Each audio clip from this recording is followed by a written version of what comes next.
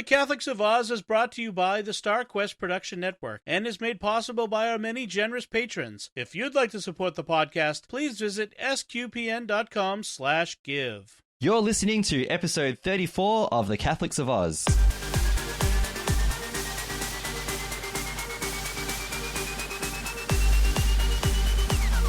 The Catholics of Oz is a show where we discuss faith, culture, and what's been happening from an Aussie perspective. Whether it's synods or science, apostolates and apps, providence or productivity, you can hear it right now on The Catholics of Oz. Hello and welcome to episode 34 of The Catholics of Oz. My name is Lindsay. I'm the host of the show, and it's we're really happy for you to be joining us today. I'm also joined by a couple of other wonderful people, and I'll just go around the Skype call. So starting with Lino Sabol. Lino, how are you going today? Hey, Lindsay, you know what I feel like? What's that? I feel rowdy for some reason. I'm a rowdy Australian because I'm a rowdy person like our Canadian cousins. That's right. Feeling rowdy, that one. Yeah, rowdy Canadian. Rowdy Canadians. Rowdy Canadians, yeah. So the first thing I have to do before I introduce Caroline is point out that joke is probably about 4 weeks old now by the time this episode gets published. But for anyone who thinks that we've just lost the plot, right, in the very early stages of this episode, you need to listen to I think it was 2 episodes ago, Raising the Bets, where Don was talking about being on this show about 2 episodes ago, which was a lot of fun. And we all had a good laugh when he likened us to rowdy Canadians. That's what Australians are like. So yeah, I don't know enough Canadians to know how the comparison works. Noisy. Me neither. Yeah, nice but noisy. Yeah, I like that. Yeah. And yeah, so that other voice is my wonderful sister, Caroline Knight. Caroline, how are you going today? Well, thanks. How are you, Lindsay? I'm pretty good. So let's get started. Actually, before we get started, we just would like to remind everyone that there are many ways that you can support the Catholics of Oz and help our show to grow. And that includes liking episodes of the Catholics of Oz when they're published on the SQPN Facebook page. Also retweet our episodes on Twitter through SQPN and leave us comments. And don't forget to hit subscribe on Apple Podcasts, Google Play, Stitcher, TuneIn, or your favorite podcast app. And also leave us a comment on those platforms as well, which helps our podcast to grow. SQPN puts all of its episodes of all of its shows on YouTube as well. So you can go find the StarQuest YouTube channel and just hit the bell to get notifications when an episode of Catholics of Oz or any other show comes out. But we want to thank you for leaving comments and for liking and sharing when you can, because it does help the show to grow. And what are we trying to do? We're just trying to reach more people and grow this community and add something to their lives, and hopefully we're doing that. So with that, let's get started with Faith Beyond Borders. Well, I'm actually feeling rather good about this. I think we've all arrived at a very special place, eh? Oh. Spiritually, ecumenically. How do you make somebody love you without affecting free will? Welcome to my world, son. If you come up with an answer to that one, you let me know. Yes, I had to work very hard to pass Latin and theology. Oh, quite. Those are, of course, the most important things. Oh, yeah. I'd sit this one out, Cap. I don't see how I can. These guys come from legend. They're basically gods. There's only one God, man. And I'm pretty sure he doesn't dress like that. In our Faith Beyond Borders, this is our segment where we talk about Catholics who go beyond the borders of the church and out into the world and try and reach out other people in some way, shape or form. And we also give updates on things that are happening in the church here in Australia as well. And for today, we wanted to highlight a blog that's part of Father Rob Gallia's ministry. So he has a website, frgministry.com, where all of his music, all of his podcasts and everything that he publishes can be found there. And he started a blog recently where he's invited guests to contribute. And what I like is that a lot of these guests are, Australian Catholics from around Australia. And, they're all contributing ideas and reflections too. From what I can tell, it looks like a new entry comes out once a week, and there's been some really good ones so far. So we thought we'd pick one each and just have a bit of a discussion about some of the content in it. So, Caroline, I might throw over to you first. Can you tell us which blog you read, who wrote it, if you can remember, and just some of the general ideas that were in it? So I was reading the blog by Mimi Lee called Diamonds in the Sky, and Mimi works for the Catholic Archdiocese of Melbourne as the ACYF project manager. and she's also an RCIA instructor in her parish. And I really liked hers, not her her blog. Well, what caught me was the picture of space from Earth. Surprise, surprise. So that caught my eye, the photo that accompanied her blog. And then I read and I thought, oh, it's really nice. She had a really nice insight about stars. So she was saying that, she's come to appreciate, God's creation, all the different kinds of beauty. And then she has found herself as an adult looking at the stars in the sky and thinking, oh, they look like beautiful diamonds. And then she said, but when you actually zoom into a star, so you can imagine they're light years away, they're actually big bubbling gaseous, balls. And sometimes she said that sometimes we look at ourselves as some of our mistakes and struggles, and we can also be like exploding balls of hot mess, so just as as stars are kind of like always bubbling, gassing and, carrying on, and from a distance they look like beautiful diamonds. But we always kind of don't look at the good in ourselves. We tend to always look at our sins and our failings and the ugliness and sufferings of life. But she said, why don't we take a step back and look at ourselves and look at the beautiful diamonds that we can be? With our suffering, from our sufferings, the beauty and goodness can come from it, just like a hot ball of gas from a distance. There's a lot of good that comes from it. They look like beautiful diamonds. And she said, God can change suffering into goodness. Yeah. And he can do that in us as well. So, she said that, Jesus can take our suffering just like he took his own suffering, through death on a cross, and he redeemed us. He took sin away from, through his suffering and his death. And, life is not an easy thing to go through. It is full of, struggling. But we have to just put our faith in God and faith in Jesus that he's able to take our suffering. And, how about we look down the track, just like we look light years away into the sky, and we can see the beautiful diamonds in the sky. We can look into the future, 5-10 years, and what can the suffering that we have now, what can it become in the future? So it's all about changing something ugly and bad into something good.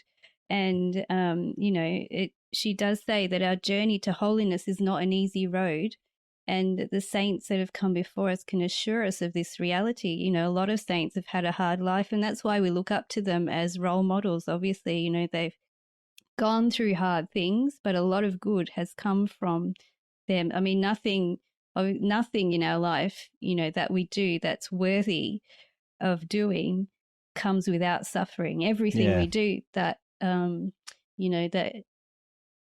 that produces a great result always comes at, with suffering of some sort. So I like the last line that she says here in her blog. She writes here is that there's nothing we can do to keep us free from suffering, but we ask to place our trust and hope in God, who can transform our lives of exploding balls of mess into beautiful diamonds in the sky. So what a really nice little insight there. I've looked at the stars and contemplated God many times and creation, all of that, but I've never had that thought. So I just really appreciate her point of view, and I thought it was really a really nice insight, into stars and our suffering and Jesus, and putting those all together. True, yeah. Oh wow, you've knocked me sideways. I wasn't expecting it because I hadn't read that one. I wasn't expecting us to go so deep so quickly. That's a beautiful reflection. Yeah, I'm gonna have to read that one for myself now. That was really nice. Yeah, because what we did, just for everyone who's listening, is we all picked one each, and then we thought we'd talk about it. And Lino and I end up picking up the same one. But actually, Lino, let's move into this next one about the intentional God, because I think what Caroline has said really links nicely to the content of this one about this Catholic musician. So do you want to just give us a bit of a rundown of what was in the blog post that you read? Yeah, that's correct too. She had anxiety and personal things happening in her life as well, and it was all pain. And also she was part of she calls it a secular glam rock band. Yes, that's right. Yeah, the band's called the Sagas. So hang on, so that's her new band. Yeah, so that's true. So her new Catholic band, which is a duo from Melbourne, I think. I should mention her name is Alyssa Agius. I should mention that too. And her blog is called The Faithful and Intentional God. So her current band is a Catholic band. Not the glam rock band, because they actually released a pop single last year on the Catholic scene that did really well from memory as well. Oh, my bad. Okay, sorry about that. That's right. Yeah. So she went through a lot. Through her music career and all that. And once again, and she says that during this time, I stumbled across a box of things from her bedroom at her parents' house, which is interesting. And they had a journal. I must admit, I kept a journal one back in the high school days. So I didn't tell Caroline that, just in case she wants to know about it. But I don't know everything about you already. It's okay. Oh, no, that's it. Just kidding. I think we've been friends long enough. So he's and she came across her journal and she was reading about her days in high school. And so she attended the World Youth Day in year 12. I don't know what year that was, Lindsay. I think it was actually the one in Australia in 2008. I think it was the Sydney one. 2008? Yeah. 2008? Yeah. Yeah, that's right. And then from then, her faith slowly grew. And in July 2009, she says, I had the opportunity to attend an event in Melbourne where Catholic musician Matt Maher. Matt Maher. Sorry, I said Maher. That's different. That's a different artist. Was singing and speaking and had written about this in her journal. So she wrote about it in her journal, and she apparently met the guy there. And she says one thing it struck her. Well, this is from her journal. Is it dawned upon me that I need to use my talents. The talents that you have given me glorify your name. So my prayer is that you will help me to make the right decisions, that I can do that. When she says you, I think she's talking to God. Yes. Sorry, I want to make sure of that. Actually, I don't think she's talking to Matt in a sense. Sorry. Definitely talking to God, yeah. Yes. I want to make that clear. Because I'm putting them together and I'm thinking, no, she's talking about God. She's talking about Matt. So, and then a month later, she says, she wrote into her journal again, I want to talk about music, God. Hearing all these Christian singers and songwriters online has really inspired me. It's inspired me to sing to you and for you, and to really improve as a pianist, guitarist, and singer. Oh, she's got huge talent there. I can only play guitar. To do something like what Matt and Chris Tomlin to do for a living would be amazing. But I really would like to really fall in love with you first. So I like that little part. She wants to fall in love with God and Jesus before she wants to continue with her music career and music and everything, which makes sort of sense. But then people can do the other way around. They can make music and at the same time fall in love with God. In that sort of sense. So and then. I'm trying to read. What was it? Okay, there was one part in here. I'm trying to find it. Sorry, guys. That's all right. There was one that was.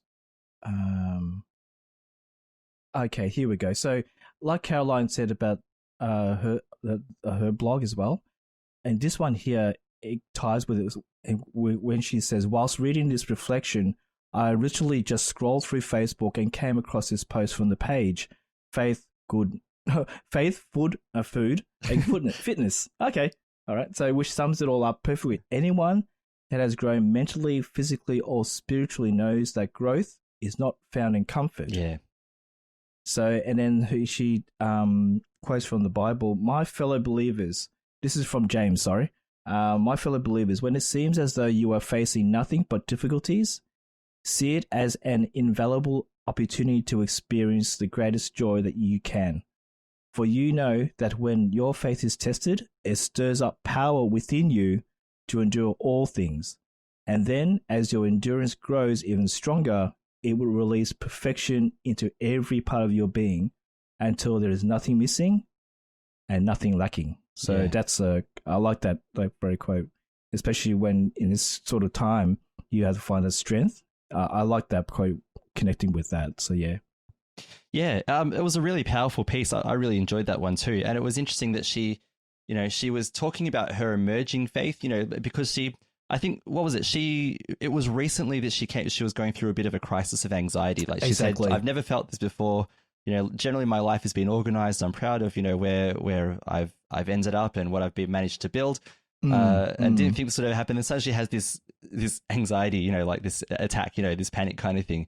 Exactly. Yeah, but it's interesting that through that, because linking to that scripture passage you were just reading, that through that difficulty that she went through, it was that she found the clues by going back over her life. She happened to read this diary entry. She was even thinking, about, whether she should get a tattoo. Remember that? She's like, should I get a tattoo with the treble clef and a cross in it, Yes, exactly. Yeah. And then she's managed to look over the 10 years of her life, of her past, the last 10 years, and see now where God has worked in her life. And then she said, well, is God intentional or what? Of course God's intentional. So, and then I like that her conviction is deepened when she says, and then I got the tattoo. I thought that was quite beautiful.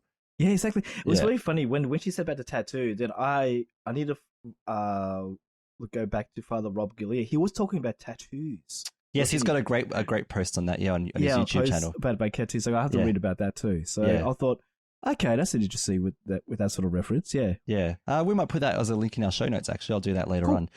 For everyone else to watch. All right, so the one that, so again, originally I'd read that one as well. And then Lino sent a text saying, hey, I read this. I'm like, oh no, I got to read another one. So so I picked one called Sitting with Jesus. And it's actually fortunate because having not much time to read, it was a really short one. It's only a couple of paragraphs. So, but it's actually, for the 3 paragraphs it is, there's actually a lot going on in here. So this is written by Sam Clear. So if anyone doesn't know who he is, Sam Clear has a ministry called Walk for One. And essentially what happened was years ago, he did a walk essentially around the world, you could describe it, a walk for Christian unity. He had noticed that, that sadly, Christians of all different stripes were focusing more on what was different about us rather than what was similar. So, we all worship the same Lord Jesus, but people were getting hung up on technicalities of why do you do this, why do you do that? So he wanted to promote Christian unity, like start laying the grounds by going around the world and visiting Christian churches and having Bible discussions and saying, here, look, I am a Catholic coming into your church to unite with you, to be with you as a brother in Christ. He actually came and spoke to the staff at my school about 2 or 3 years ago, and he's a great speaker. And so he was writing here about going to Jerusalem, and he went to the Church of St. Peter in Gallicantu, and that in Gallicantu translates to English as, I think, the cock crew. This is a church that's dedicated to the moment where Peter denies Jesus 3 times. And I'm going to boast for a second. I've been there. Yeah. So I've actually been to this church a couple of times. When I was in Israel for a study tour, I did. I was blessed to be able to do a month-long study tour there in 2012, I think it was. Yes, it was, man. Yeah. And so I had gone to this church. Interestingly, close by to this church, as a fun fact, there's a graveyard. And the grave of Oskar Schindler can be found there as well. So I was able to go and see the grave of Oskar Schindler, which was... oh, wow. I didn't actually know that till I was there. That someone said, oh, do you know his grave? I was like, whoa, yeah. So that was interesting. Oh, yeah. So he wasn't buried in... where was it? Buried in Israel, yeah. In Jerusalem. Oh, yeah. Okay, so it wasn't buried in... So that was really... Okay, yeah. Cool. Yeah, but this blog talks about how he went to this church and the church has like layers. So, so if you think about modern day Jerusalem, the old city of Jerusalem, it's not the same as the city of Jerusalem that Jesus walked around in. So, for example, the roads and cobblestones, whatever else, they're not the same. All right. In fact, I've actually seen workmen dig up the cobblestones. They're just like flat stones that look like, to kind of replicate, like what, the old fashioned kind of thing. So sorry, everyone. No, but what you can find in the city of Jerusalem is like layers of, levels like caves that go back centuries. So if you want to see what Jesus's life, what he might have experienced, what he might have seen, you have to actually go underground. Cool. Yeah. Cool. So, for example, where I stayed at the convent of it was the Sisters of not Saint Simon, the Sisters of Sion. The convent is called Ecce Homo, which in English is "Behold the Man," which is what Pontius Pilate says when Jesus is brought out before the crowd. That's correct. Yeah. And in this convent where guests stay and do their study, you go down into the caves, and there's a road from Jesus' time. They call it the lithostratos, which just means road. And it's got the grooves that were used for chariots to slow down and things like that. And they say it's possible that this was the road that Jesus walked on the way to his crucifixion. There's a high probability that he actually walked on this road on the way to Golgotha. And there's a chapel there, so there was mass there, and I was a sneaky pilgrim, and I took my shoes off and I put my bare feet on that road as well. But cool. Of course I was going to do that. But in this Saint Peter in Gallicantu, this church is dedicated to it's possibly the site where Jesus stayed overnight when he had his trial, his kangaroo court trial. Before he was crucified, the night before he was crucified. And so the idea is that Peter was outside this area. Like we know in the Gospels that Peter had kind of stayed within eyesight of Jesus for a while, kind of followed at a distance. And then, then he betrayed him, or, he denied him 3 times. But Sam Clear is saying that, in this church, obviously there are, smaller caves, and it's possible that there was one of these caves where Jesus was kept. And he was saying that at first, they were, he was there with Father Rob and a few others, and they were being a bit jokey, not disrespectful. They were being a bit jokey because they wanted to take a photo in this area, and they were trying to get ready for the photo. But then as time went on, they realized the gravity of the place where they were, and he said that they were started to feel confronted. The pilgrims were visibly upset. It was very confronting. And what he was saying was that in the silence of that moment, they got a lot more out of it than the silliness and the things, the antics they were doing before. And he said, I've walked around the world 15,600 kilometers. I've nearly died 11 times on that walk and had extraordinary encounters with God's providence. He was saying that. Yes. He said, but sometimes I have to remind myself to just shut up, to be still. These are his words. The greatest lessons are learned in the silence of God. The Lord God is family, Father, Son, and Spirit, and we're invited into that family. And he said, let the author of life and love speak. So they were overwhelmed by this presence of God in the silence of that moment when they realized where they actually were. And I thought that was beautiful. And it's true that when you go to, historical sites, the first thing is the wow factor. It's like, oh, I'm going to get a photo, of course. When I went to the Church of the Holy Sepulchre in Israel, which is where you've got the site of the crucifixion, and then you've got Jesus's burial tomb, the burial bed, like you can actually go and touch it. You know what I mean? Like it's right there. At first I was like, whoa, this is this place. And then suddenly, oh, wait, no, this is the place. It's amazing. It strikes you. It's beautiful. This obviously, I'm having lots of memories of going there now because of reading this short post. One of the encounters I had that I thought was the most powerful encounter with God I had in Israel was not actually in the city of Jerusalem. It was actually in the Negev desert. So, or the wilderness, as you might call it. The desert, it's interesting, when you think of the desert in Israel, it's not a sandy desert, like think of the Sahara or something. It's like a rocky desert, Okay. And that we went up a mountain on a bus, and, we were looking out the side thinking, how's the driver getting this bus up here without killing us? Because the heights were dizzying. But, wow. Went up a mountain. And then when we got there, the tour guide, he said, oh, there's this. And he said, but here's what I actually want you to do. He sent us off for 20 minutes, right? 20 whole minutes to sit in silence and just listen to the desert wind. And the whole idea was just imagine, Jesus, probably this wasn't the spot where he was, but imagine Jesus in the wilderness before he after he experiences the Holy Spirit at his baptism with John the Baptist, and then goes into the wilderness for 40 days and 40 nights to reflect on what's just happened to him, and prepare for his ministry. And there's and sitting there in silence, like you feel the breeze, but you feel a lot more. And what I picked up from it was that in the silence, you notice the details of your faith. As I was noticing the details of the rocks and the layers within the sides of the mountain, you could see layers of color in the mountains and things. It was reminding me of the layers of within our faith. It was reminding me of the complexity of our faith, that it's not just a belief in Christ, that belief in Christ opens your world up to a whole lot more. And so I thought that was where I felt the presence of God most, was like Sam was saying, in the silence. God was there, and God was doing what God does best, like in that blog we just read, God was being intentional. Exactly. I thought that was beautiful. So there we go. Wow. We're all having our little moments of discovery there. Yeah.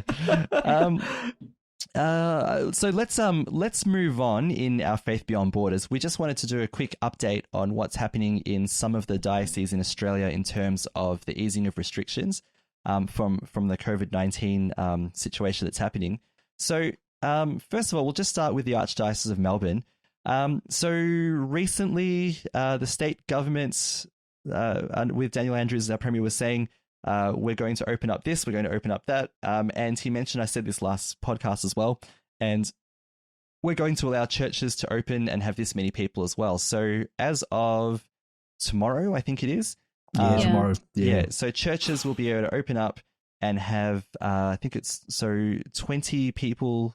I think it is for Mass now. It was 10 last time. So tomorrow's June 1st. Yeah. So, and it's Sunday, so it's good timing. Yeah, exactly. It's perfect. Yeah. So by the time this podcast comes out, these would be a week into effect already. Yeah. And so people just have to make sure they're physically distant. So it was 10 people before, so now we've doubled the numbers, which is great. Double the numbers, yeah. So 20 people plus the celebrant can go to a wedding, which is better. And you can now have 50 people at a funeral, including staff and things like that as well. So that's good that we're slowly starting to get some things back. And again, it's up to parish churches, because every parish church is physically different in its size. So it may not be practical, for example, to have 50 people for a funeral in some churches. Whereas in a cathedral, for example, you definitely could. And then also we wanted to talk about the Archdiocese of Sydney. So so what happened was the Archdiocese of Sydney, the state government there, they are allowing pubs and clubs and other and restaurants, I think, cafes and so on, to now open up and have 50 people in there. But when that happens, churches in New South Wales were left at 10. So the Archbishop was scratching his head a little bit about what's going on there. Exactly, yeah. So he was saying, and he put out a petition for this, asking Catholics to sign it so it could be submitted. But what he said was, we don't want special treatment, we want equal treatment, the same as what everyone else is having. If you can open up a cafe for 50 people, why couldn't you open up a church if a church can do social distancing and sanitizing and things like that, like a cafe would be required to? So and he was saying, for example, there's a bus the bus line right outside the cathedral, and the bus is crammed with, like 50 people on the bus, and it's crammed. So he put out a petition asking Catholics to sign it, and over 20,000 signed it within 2 days. So that was convincing enough for the state government, and now churches can have 50 people in there. I was reading about a parish, I forgot which one it was, but the priest was saying, I can fit 500 people in my church. I would take 100 if I could, but I'm happy to take 50. So, so that's what's happening there in New South Wales as well. Caroline, you wanted to say a couple of things about it as well. Yeah, I mean, I totally agree. Like, it needs to be equal treatment for everything indoors. So, like, if pubs and clubs, restaurants can have 50, I totally agree that I don't understand the reasoning either why worship spaces for anywhere would not be allowed to have the same number. I guess my only thing, like you mentioned before, is that some churches are much smaller. I mean, the cathedral, if I normally attended Mass at the cathedral, they're quite large. I'd happily go in there with 50 other people, because I know that I'd have enough distance around me that I could go right down the back or whatever, and I'd be so, able to keep distance enough from people. But I guess, in a small church like ours, 50 people may not work so well because, we're still quite crammed. So I probably wouldn't feel as comfortable attending mass with 50 people in our church. I really don't want to get the COVID, obviously. So as much as I want to go to church, I have to put my family's health first. So, yes. If our cathedral said 50 people in Melbourne, I'd sign up maybe and we could go there for mass.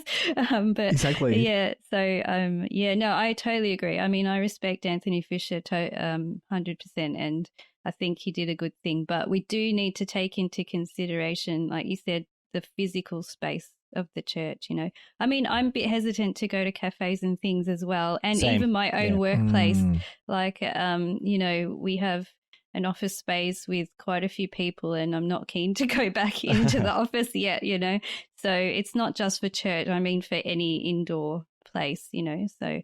Exactly. Yeah, I think we do need to keep each other's health in mind.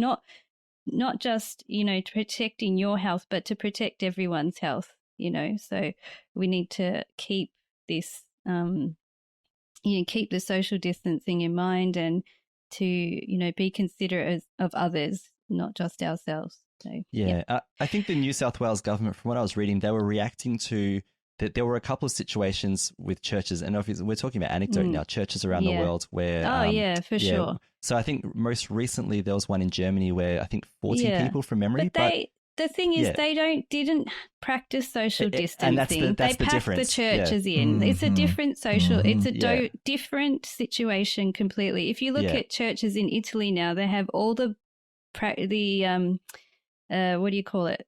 They have wearing masks, there's disinfectant, there's all the protocols in place so that they can have mass in a safe, hygienic way.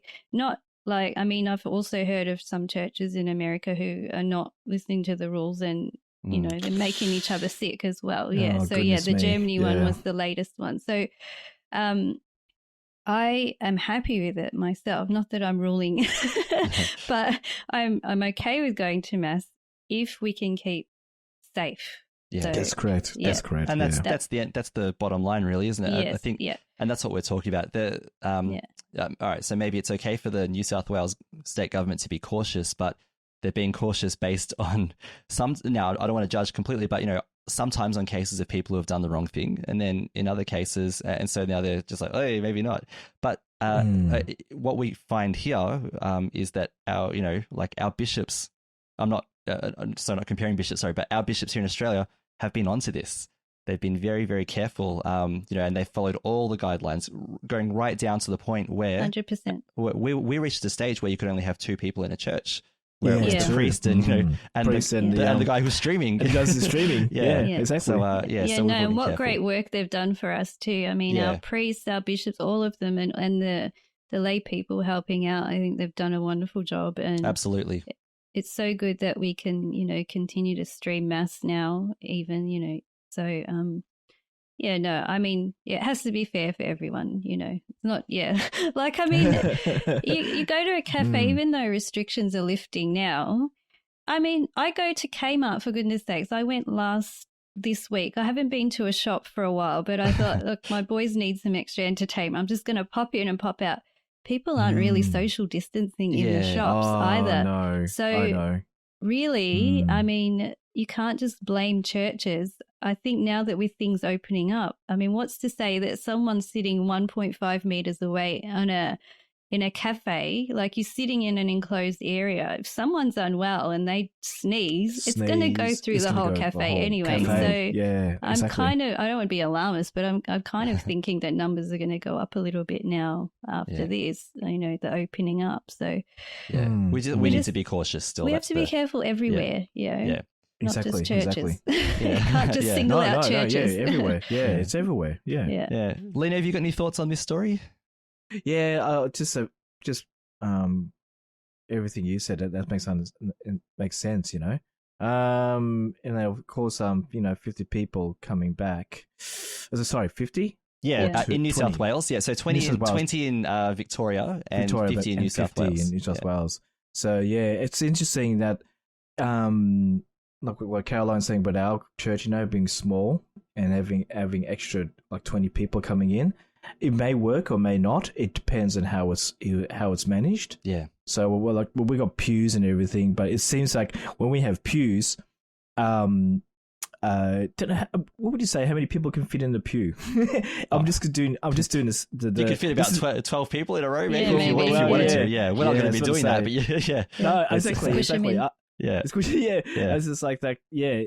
This is more Jared's side of it because I'm just doing the maths in the sense of how many people you could fit in one pew. Maybe 4 max, maybe 3. Oh, if you were distancing, yeah. Distancing, less. And you would have to have the pew in front of you empty. Correct. And then it would have to be the next one. Yeah, and in fact, the rules in our particular parish is that anyone who goes has to bring sanitizing wipes with them and then wipe down the pew and the pew in front and behind that they've been sitting in as well. So exactly. So I think we're not rushing here in Victoria. I just hope not. Yeah. Even though we have people grumbling and everything like that, and that protest, what happened there and everything, it's just like we just need to take time. I know it's a struggle. I know there are very impatient people out there. And we just need to take it bit step by step. We cannot rush this, And like I said, I think we said this in the other podcast, Lindsay, it's like all these other countries have done this. Have rushed or do whatever, and look what happened. And then they're going backwards. We don't want to go backwards. I'm almost sounding like our premier here. We don't want but you're right. we don't want to go backwards. We want to go forward. We just need to take it step by step and just and like, was it our one? Was it Archbishop Fisher said Fisher said. Oh, he's in Sydney. New South Wales. Sorry, in Sydney he said that it's just under common sense. Yes. He said, Fisher said, this is a victory for common sense, as in having this extra people in, but we still have to use that. Yeah. And we just need to take it. Like it's going to have to take time, guys. All of us here. It's not, and I'm not saying that just because of our Catholic faith, but it's all the other faiths as well who are going through this as well. All of us will have to work together and get through this. Yeah. And we still have community transmission here in Victoria, and our numbers are not.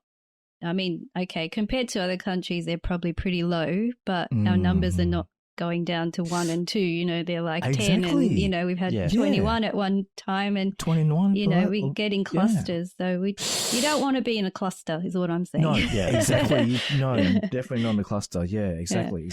Yeah. All right, so let's go. I think we've said quite a lot about that. We can see what everyone. I think we've got opinions there. No, but thinking, I guess what a lot of people would be thinking as well. So it'd be interesting to see, what people in our listening community have to say about this too, in whichever part of the world you're in.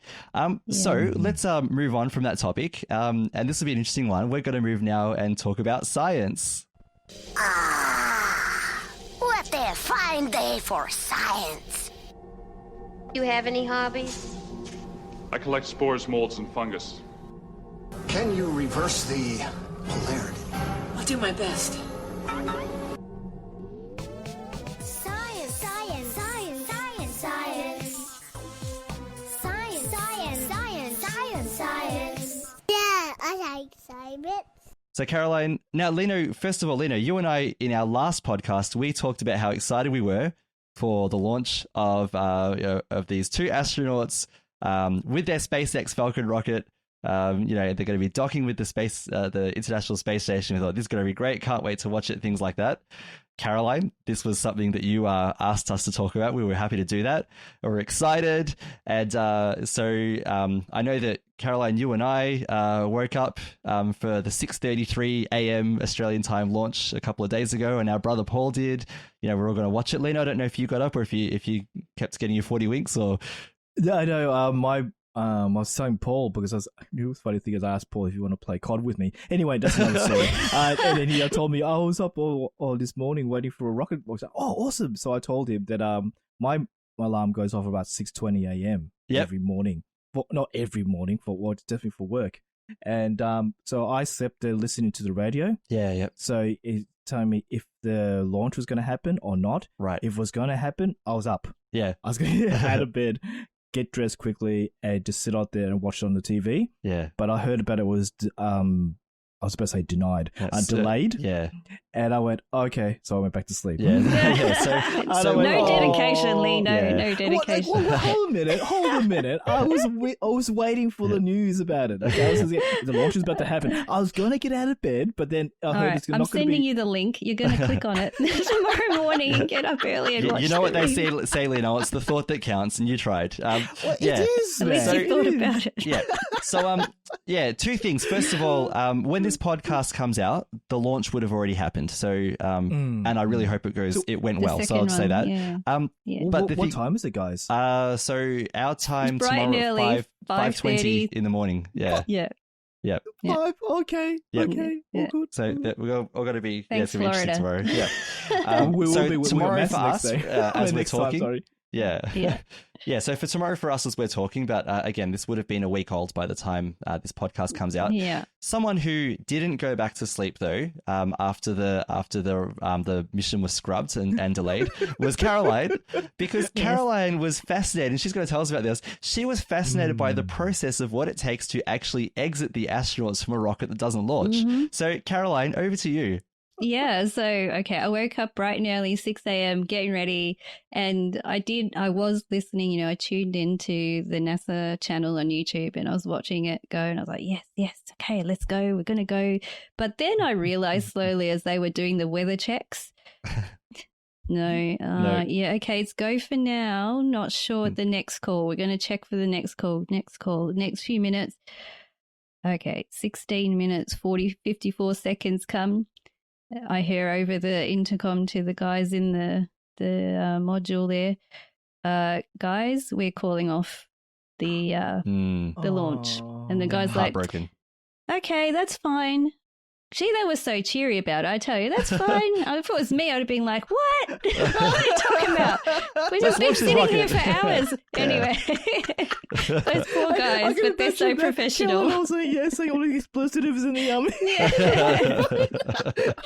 Okay, so let's have a few details here. So this was the Demo 2 flight mission. Okay, so the first time they did it, they launched empty and they docked with the space station using the SpaceX Dragon module. And so, yes, they were going to launch at 4:33 p.m. Florida time. And they had already known that it was going to be 60% chance of bad weather. Yes. Okay, so they went in knowing that it could be called off. So, yes, they were on the Falcon 9 rocket. SpaceX rocket. So this is a joint venture with NASA and SpaceX, and they were sitting there in the Dragon capsule.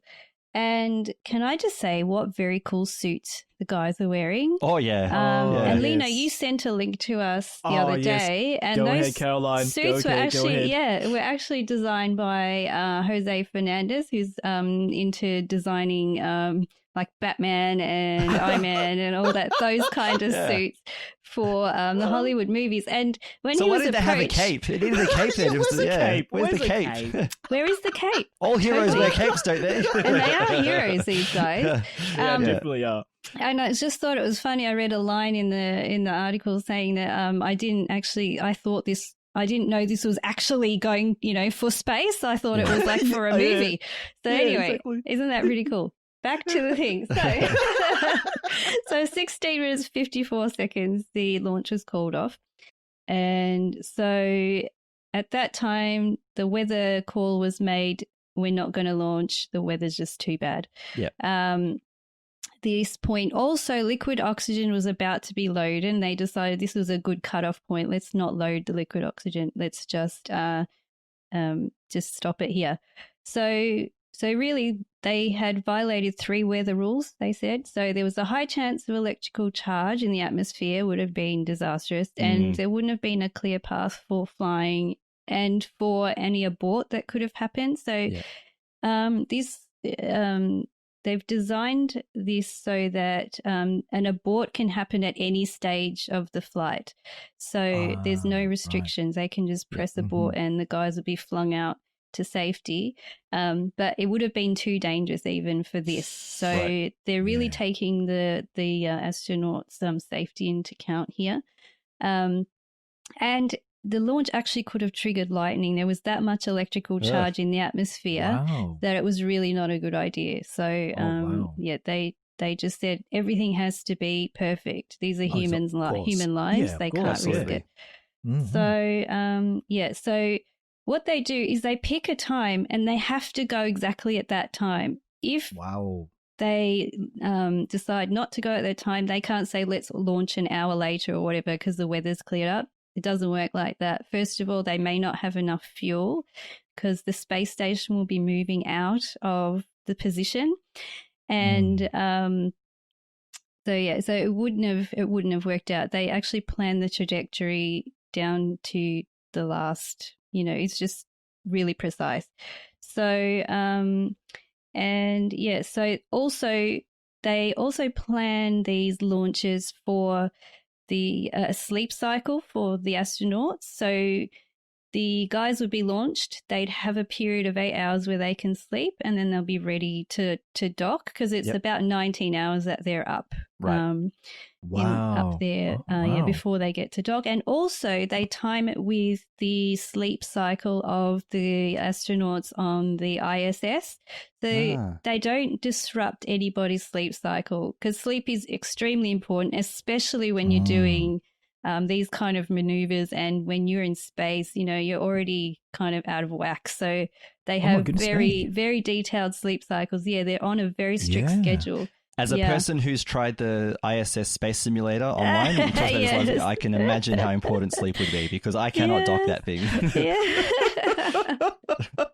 So So the space station, of course, gets an alert saying that the space shuttle is going to be docking soon. Is that correct? Yeah, Caroline? So they're in contact all the time. They've got direct communication. They would be aware that the launch was about to happen, and they would be informed. They were kept informed the whole time. So up to this point, everything did run smoothly. All systems were nominal, as they say. Were going really well. Like except the weather. So, okay, I had a bit of a crisis when they didn't launch. I know it's all about me. Okay. I just thought, I'm going to have this great thing to talk about on the podcast. And then when it didn't happen, I'm like, oh my goodness, what am I going to talk about now? Because I hadn't prepared anything. This was only a couple of days ago. I'm going to have to go scrambling and find something. But then they said, okay, I heard them say, we are not going to end the transmission here. We're going to keep filming while the guys prepare to exit the vehicle. And I thought, okay, this is interesting. I've never actually seen what happens afterwards. So what happens if a launch doesn't go? And I guess no one's seen this since 2011 or so, when, an aborted launch may have happened with humans. What actually happens? What's the process afterwards? So I thought this was really interesting. So what they do is they wait for the propellant to unload. They do not let the astronauts off until the propellant has been emptied out of the rocket, because it's like, they can't risk any danger. Yeah. If it was to ignite, it would be a complete disaster. Yes. So what happened is they were given the okay to open their visor. So they did that, and they unbuckled themselves because they're pretty strapped pretty tightly. Their legs are even strapped underneath the seat, so they have to be really firm against their seat. On another note, something I heard was that their seats actually custom made to them to fit their bodies, so that they're completely comfortable for the whole ride. It's a very long ride, a very long wait before the launch. Oh, definitely, yeah. So it's made to suit their bodies. So what happens then is the crew access arm swings back to the Dragon. So it's like, when you're going on a 747, overseas, and they've got the big walkway, the big. Yes, is correct. Yeah. Yeah. So they've got one there for the ship. Cool. The rocket. So it swings back over. They get a closeout team to come over, and these guys are all dressed in black. I thought I was watching a movie. It's pretty cool. It's like the Matrix. All this, they've got their faces are all covered. They've got their masks on. It's got to keep sterile, so they've got to keep everything really sterile and clean. Definitely. Yeah. The closeout team come up to near the door of the dragon, and they actually have a detector to check that there's no fuel in the air. Oh, wow. They would have to fix that problem first if there was. Exactly. It was clear. There was nothing. So it took them about 15 minutes, but what they had to do was, what they did first was actually check the comfort levels, check that the guys were okay, the astronauts. And then the next thing they did was start to seal up the entrance around the dragon, so that the capsule. And they don't want any, they call it FOD, which is foreign object debris. So they don't want any Florida weather or anything inside the Dragon capsule as well as Sal. Yeah. They keep it in a really pristine, sterile environment. Definitely. So then they moved up to the hatch. They started unlocking the door. They have a thermal, what do they call it? Thermal protection device. There's like a heat shield near the door, and so it was cool because it reminded me of when I used to work on the car with Dad in the garage. So they had I'm holding up the light, Dad's in the engine, unscrewing the screwdrivers, bolts, or long nose pliers. So they were one guy was holding the light up behind the other. As far as I could see, it was a lady, and she was crouching down, and she's undoing all the stuff from the door. Yeah, and she was taking each part out and handing it to another person. So they did everything very methodically. Oh. And at first I was like, "Hey, what is that? Okay, is it stuck?" But then they were saying, they were commentating, saying, "No, this is what we do." Yeah. And all the like a socket wrench and stuff going on. And so they got the hatch. They started to open the hatch. All the time they're communicating with the guys in the module. They were given the okay. So, okay, all clear. We're going to open the door. So they've opened the door. And then they first check under the seats. They're inspected underneath just to make sure there's no obstructions, and they actually get the seats to rotate. So the guys... I was about to say, yeah. So they're flat on their back, and then they rotate them so they have an easier egress out of the module. Wow, cool. So that's pretty cool. So then so the astronauts were able to be released from their capsule. They had a little chat. They all walked down the tunnel, down the crew access arm, down to the elevator, and they ended transmission there. But then they were saying that the astronauts will be continued to be quarantined till the next launch. This is for a few reasons. Obviously, they're quarantined for health reasons, so they don't carry any nasty bugs up to the ISS and infect everyone. I can imagine if they were all unwell up there together, it wouldn't be a good thing. Especially in the pandemic, time. That's so correct. They had to really make sure that they're still separated from everyone. And the NASA administrator then came on for a quick chat, and he said, this is a training exercise.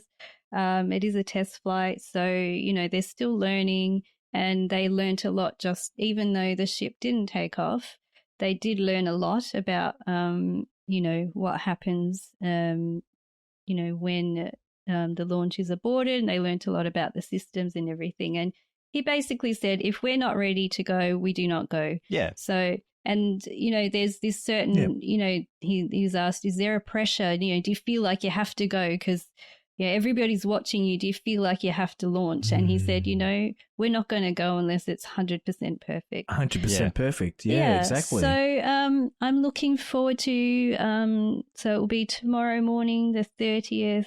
Oh, no, today's the 30th. It'll be, today's the 30th. So it'll be tomorrow in Florida. I mean, to be tomorrow here, but Saturday, I'm getting confused. Yes. It's the 30th in Florida time, 3:22 p.m. Florida time. Yeah. There is still a chance it won't go ahead because the weather has actually not improved. But they have specific windows. So, like I said, they don't plan for weather. They plan for when is perfect. Yeah. All the things I mentioned earlier on.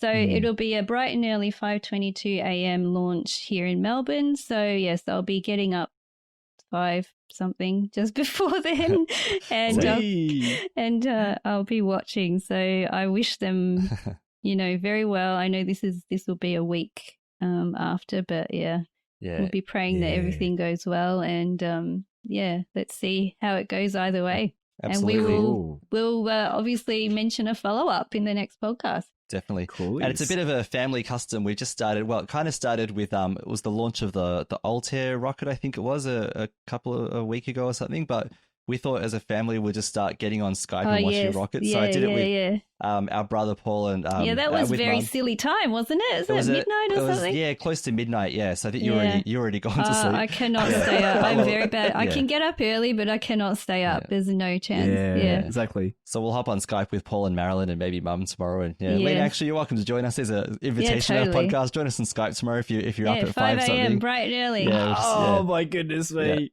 I'll try my best. Try my best. We'll watch the launch happen or not happen. We'll see how we go. I thought it was so interesting, even though they didn't launch. I just thought, you still get a lot out of it. They're so forthcoming with information. It's so good. Yeah. All right. Well, thanks for that, Caroline. Okay, so from this point, we want to keep the space theme going, and we're once again going to talk about TV and entertainment. I don't know where you get your delusions, laser brain.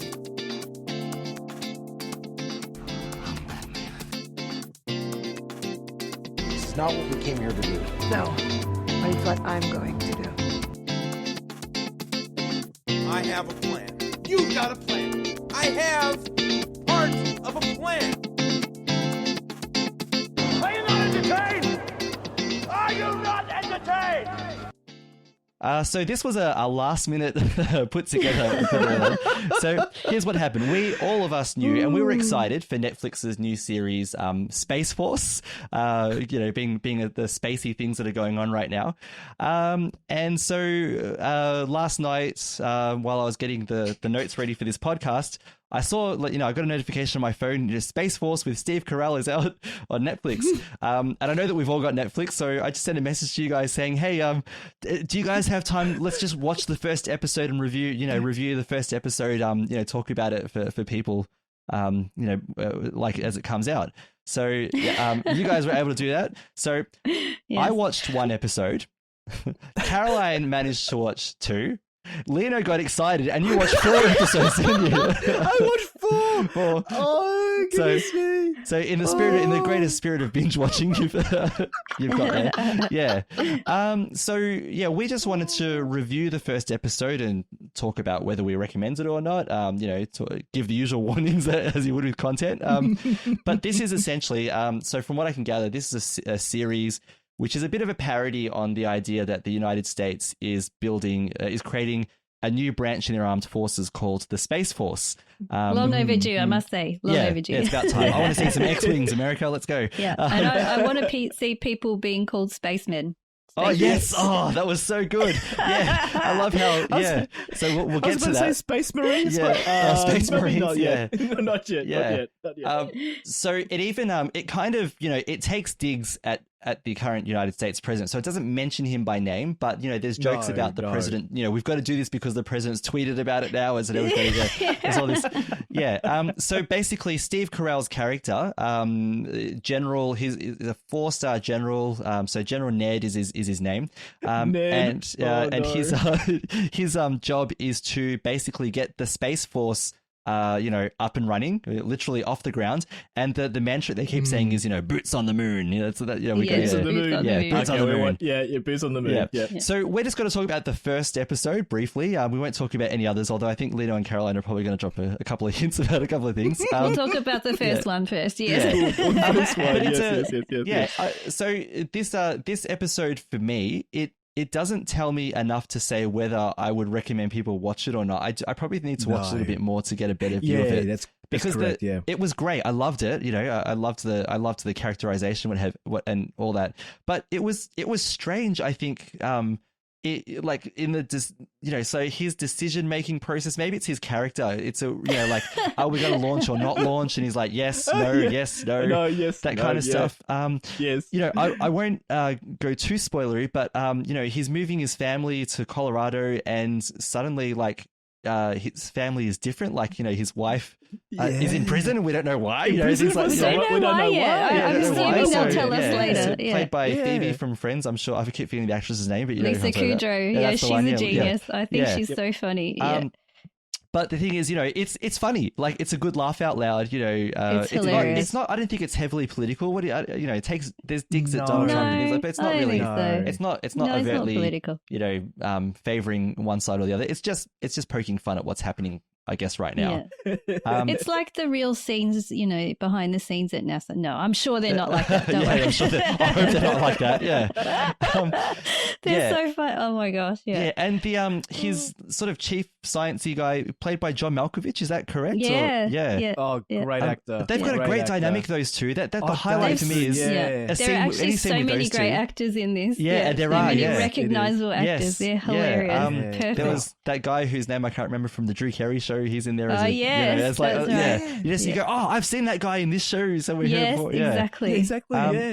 Yeah. But two scenes, and we are going to spoil a little bit, I guess. But two scenes I thought, in terms of the comedy, like there's some dialogue comedy which is good. So we were talking about it before. One of his personal helicopter pilot. She's part of the Space Force now, and she's not.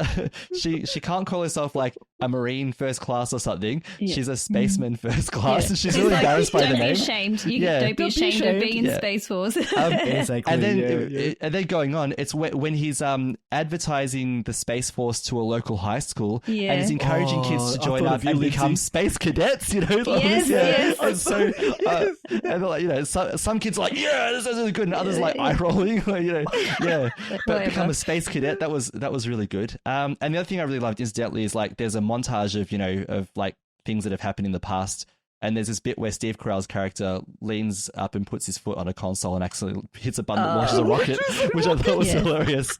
Yeah, just ridiculous. Things like that. Caroline, what are your thoughts on the first episode of Space Force? I'm pretty sure this was the first episode because the first and second kind of meld into each other. But how they accidentally launch the rocket and it works, and they're like, "Oh, it's in orbit." What? Yeah, they're surprised. Yeah. Oh, it made it. Okay. They were really unsure if it was going to make it through. The secretary. Yes. Every time the general walks through the door, oh, you're here, and then the secretary goes, oh yeah, he's in there. He told me not to tell you. He told me to say anything. It's like every time, well done, and it happens like great. 3 times. So he's constantly surprised by people in his office. I just think it's it's completely hilarious. I love Steve Carell, and although I just kept thinking that he's going to break into the accent he does for Gru in the Despicable Me movies. Despicable Me, yeah. And sometimes I'm sure I hear him say, but anyway, he's just so funny. He's such a good actor. He's been in so many things now, and he's just high quality. I mean, there are a few F-bombs in there here and there. If you can excuse that, I think it's really funny. My husband loves that kind of comedy as well, and he was laughing so much, and if he laughs a lot, I know it's funny. That's right. So, yes, that's correct. I just like how everything falls on his family life, his work life. Everything just is a disaster, and he still manages to get things done, which is amazing. And there's so many. I can't even remember all the funny parts. There were just so much. It's just so packed in. It's just like a laugh a minute. It just keeps going. It just keeps going. So, I like it. I mean, even if it was just the first episode, it was enough to hook me into the second. So, Yeah. you know, and I didn't keep watching because it was already late at night. So, you know, I said that we'll watch some more tomorrow. But yeah, I like it. I'll give it a thumbs up. Yeah. Lino, how about you? So you've had a bit more experience now. You've gone and watched 4 times more than what we have. It So was a bit too much, I must admit, but it was a good watching viewing experience. It was great. Just like Caroline said, once you get into the first episode, you're hooked onto the next episode. I think this it keeps on. There's a chain with it. Yeah. With some comedies, there's no chain. Sometimes there's different things happening, but this one there was a chain, so they want you to watch the next episode to find out what happens. So yeah, I first of all I thought, okay, this is from the creators of The Office, so. It was very Office-like, actually, wasn't it? Yeah, it's like exactly. Office in NASA, the NASA Yeah. office. The NASA office, exactly. Yeah. Sorry, that's not offending. I hope that doesn't offend NASA. No. I'm sure they have a sense of humor. Yeah, true. What was it? Because I think Steve Carell is part of the production team of that. So, yes. And I can't remember the other producer, but this, I guess, for the people who don't know The Office, of course, The Office is big, but there's 2 versions of it. So you got the American and you got the British one. Yeah. So this is the American Office production people. And I've seen a few episodes of The Office with Steve Carell, and it's hilarious. It's and so I good. thought, okay, these guys have been they're in good hands. Sorry, and the actors, like Caroline said, and who have their characters, they are totally perfect. And when we were texting each other that night. And about the receptionist, I'm trying to find his character name, Brad. Poor Brad. Like Caroline said, you know, when Steve Carell goes inside and someone's in there, and Brad goes, "Oh, he told me not to say anything." Thanks, Brad. Closes the door every time, and it was just quick wit. Yeah. It was witty. So sometimes I'll get a joke, and poor Bernie will go, "What happened there?" I go, "Oh, I have to rewind it." But it's like a 100th of a second of a witty. It's very quick. Yeah. It's very quick. But I was just packing myself laughing, and I thought, here we go. So for our podcast, we're going to talk about space, and this is probably popped up just before we were doing the podcast. Here we go. Awesome. Space theme. Let's do this. Perfect it was timing. awesome. But it is a good series. And like you guys said that there's a few swear words in this, and I was I don't know, a bit shocked to hear Steve say a few things. But in some cases, it kind of belonged there because it's just frustrating, and you can imagine in that kind of situation. Not that I mean, I personally don't say that kind of thing, but I mean, it works. Yeah. You know, if you can excuse it, it works. You know, exactly. Now, look, I personally recommend it totally, and like I said, I just kept on for another 3 other. And Lindsay, for the second episode, please go and watch it. Oh, yes. All I'm going to say, one word. Yes, go, Caroline. Monkey, okay? Oh, gosh. Hearing you guys talk about this monkey before, and you're all going, okay. Look, you're going to die watching it. I'm telling you. It's just bizarre. It's I will tell you my reaction when I watch the bit with the monkey in episode 2. You'll have many reactions. Reactions. Oh, boy. It's crazy. The other thing I like is I love that it's kind of, they hint it's an international effort, and there's the Russian character, and he's really untrustworthy. Like he finds him poking around in his office all the time and asking questions about things, and and he asks for like there's a part where he goes, "Oh, do you have any mints on you anywhere?" And, and the conversation goes on. As he leaves, he goes, "Oh, by the way, I found your mints," and he pulls them out of his pocket. Like you just can't trust this guy. And then he asks for something about, I can't remember, some technical details about something. Yeah, exactly. It's like, no.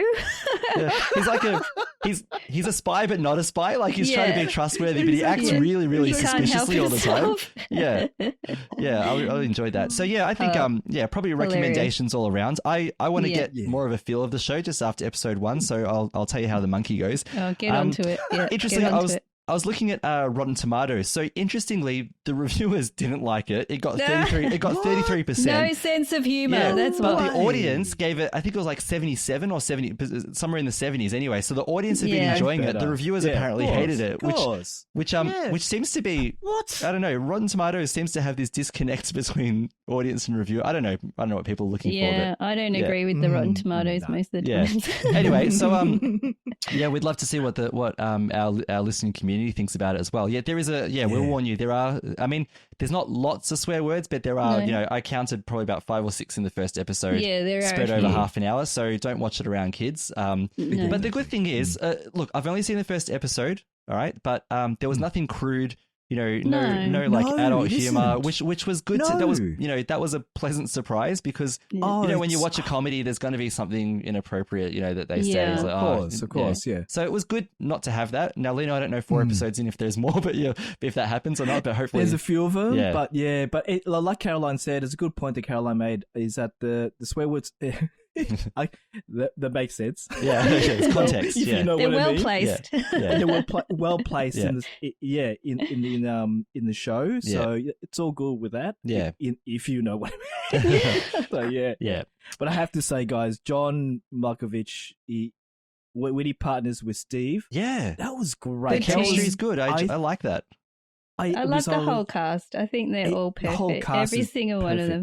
Yeah. Exactly. They have the excellent clicks. I got to mention another thing. Sorry, but I like how they're sitting around the table at the beginning, and they've got the generals of each force. They've got the Navy, the Air Force, Space Force, and then they're going, "Oh, Coast Guard, you come last." Coast Guard, you still come last, even below Space Force. Yeah, you're below Space Force. Because Space Force is considered the poison chalice. He's promoted to a 4-star general. He's like, so you're going to command the Space Force? He's like, you think that was a joke? It's like, no, you really are. But the Coast Guard is still lower than Space Force. That was hilarious. Poor Coast Guard. They're so important. It was great. Oh, so good. Yeah. Anyway. Yeah. All right. So we'll watch it, have a laugh, and see what you think. So let's wrap it up there because we could probably keep going about this. Before we go today, we'd like to take a moment to thank the patrons of SQPN who make it possible for us to create the Catholics of Oz. And today we would love to thank Kevin K, Daniel E, Kevin N, Adam C, and Kenneth L.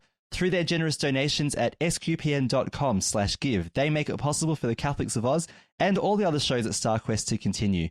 So you can join them by visiting sqpn.com/give, and we are very grateful for any support that any of you can give us at any time. So thank you so much to all of you for joining us for episode 34 of the Catholics of Oz. We'd love to know what you thought about the topics that we've talked about today. Have you watched Space Force? Did you watch the rocket launch and it not launch? And did you hang around like Caroline and watch them all disembark or egress from the rocket, as she was saying before? Yep. Egress. Send us your feedback by visiting sqpn.com/Oz. You can also find our show notes from today's episode there as well. StarQuest publishes all of the episodes of Catholics of Oz on its Facebook page, so you can also like and comment there at facebook.com/StarQuestMedia. And don't forget, we have a Catholics of Oz Facebook page at facebook.com/Catholics of Oz, so please join us in discussing our latest episodes. Maybe we'll put a Space Force post up there later on. We'll see how we go. Awesome. So we can also be reached by email at catholicsofoz@sqpn.com. So, Caroline, thank you so much for being on the show today. Thank you. It's been spacey. and Lino, thanks for joining us too. It's been rowdy, spacey people. Rowdy. Yeah. And once again, I'm Lindsay Sand. Thank you to all of you space cadets for listening to the Catholics of Oz on StarQuest.